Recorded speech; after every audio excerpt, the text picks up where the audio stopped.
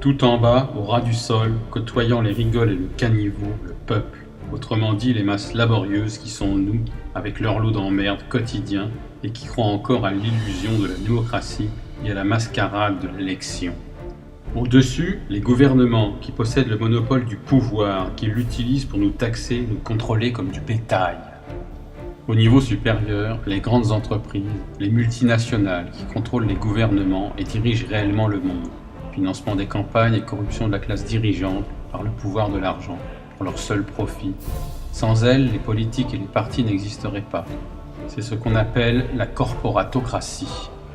Pour prendre possession des ressources mondiales et contrôler les marchés, ces grandes entreprises se financent auprès des grandes banques, le cartel bancaire, Wall Street, la City, qui leur prête à des taux préférentiels au détriment de l'emploi et des salaires.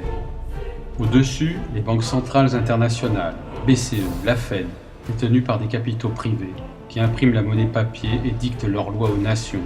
Ce sont elles qui imposent le taux de réserve fractionnaire aux banques commerciales qui nous font payer des intérêts sur de l'argent créé ex nihilo.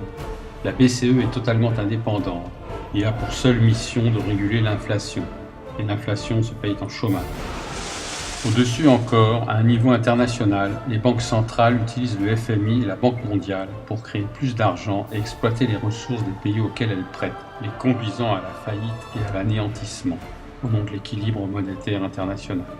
Sous prétexte de les sauver, elles imposent leurs lois, les lois du marché, pour le profit d'une petite élite sans scrupules, au détriment des peuples qu'elles saignent à blanc, avec le soutien des politiques et des médias subordonnés.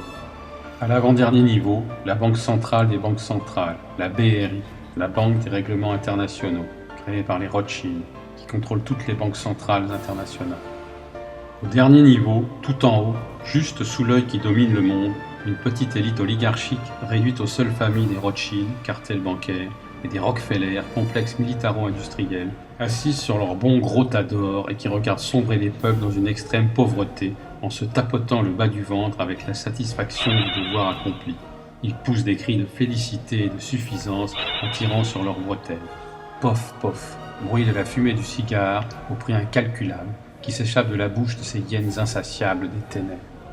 Et tout en haut, au niveau de l'œil qui veille sur le monde, ces familles, membres des Illuminati, une organisation secrète née en 1970-76 à l'initiative de Meyer Amschel Rothschild, qui aurait convoqué Adam Weishaupt afin de restaurer l'ordre des Illuminés de Bavière, affirment certains, œuvrent dans l'ombre depuis des générations pour l'avènement d'un nouvel ordre mondial et l'anéantissement des peuples de ce monde à leur seul profit.